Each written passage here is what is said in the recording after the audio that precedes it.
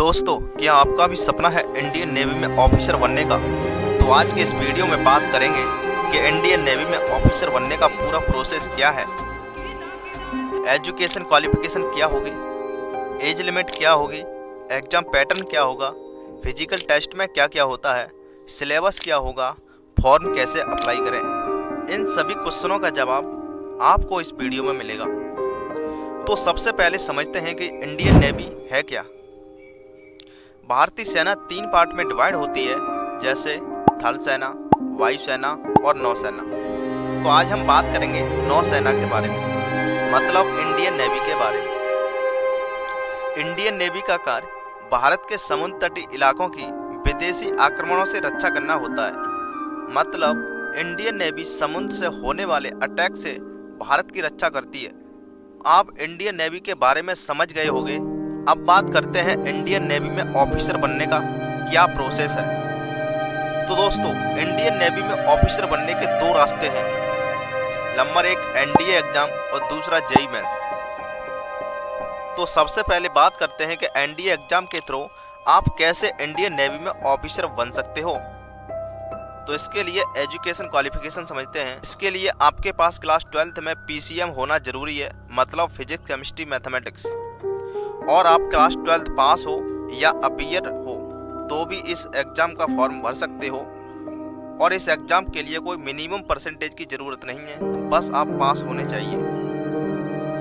अब बात करते हैं एज लिमिट। आपकी एज 16.5 साल से 19.5 साल के बीच होनी चाहिए। और इस एग्जाम को केवल अनमैरिड लोग ही भर सकते हैं। करते हैं एग्जाम पैटर्न। एनडीए एग्जाम को यूपीएससी कंडक्ट कराती है। यह साल में 2 बार अप्रैल और सितंबर में होता है। इसमें 2 पेपर होते हैं, मैथ्स और general aptitude test.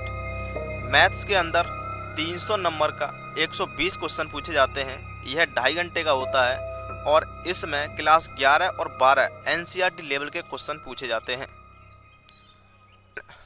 General aptitude test में 600 नंबर 120 क्वेश्चन और इंग्लिश और जीके पूछी जाती है। और जीके के अंदर हिस्ट्री, जियोग्राफी और करंट अफेयर्स आदि सब्जेक्ट पूछे जाते हैं। अब बात करते हैं सिलेक्शन प्रोसेस की। रिटन एग्जाम क्लियर करने के बाद 5 दिन का SSB interview and medical test होता है और लास्ट में मेरिट के आधार पर ऑफिसर जॉब मिल जाती है। अब समझते हैं फिजिकल टेस्ट में क्या क्या होता है। तो मेल कैंडिडेट की हाइट 157 सेंटीमीटर और फीमेल कैंडिडेट की हाइट 152 सेंटीमीटर होनी चाहिए। मेल और फीमेल कैंडिडेट के लिए डिस्टेंस विजन 6x6 होना चाहिए।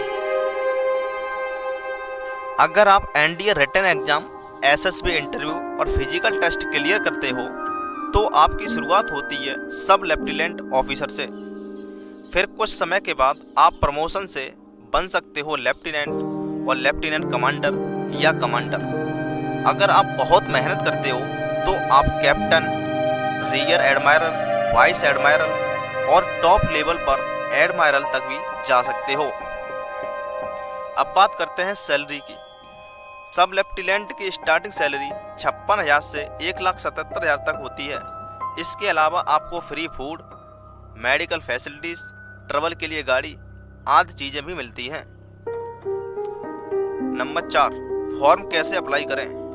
एनडीए का फॉर्म अप्लाई करने के लिए आपको यूपीएससी की ऑफिशियल वेबसाइट www.upsc.gov.in पर जाना होगा। यहां से आप अपना फॉर्म अप्लाई कर सकते हो। तो दोस्तों, यहां तक पूरा प्रोसेस था कि आप एनडीए एग्जाम के थ्रू कैसे इंडियन नेवी में ऑफिसर बन सकते हो। लेकिन अब बात करते हैं कि आप जेईई मेंस की रैंक के आधार पर भी इंडियन नेवी में ऑफिसर बन सकते हो। जेईई मेंस की रैंक के आधार पर बच्चों को एसएसबी इंटरव्यू के लिए सेलेक्ट किया जाता है।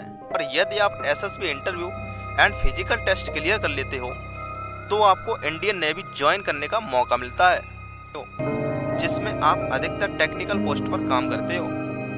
तो दोस्तों, ये थे 2 तरीके जिनके थ्रू आप इंडियन नेवी में ऑफिसर बन सकते हो। तो आज के लिए इतना ही। तब तक के लिए जय हिंद, वंदे मातरम।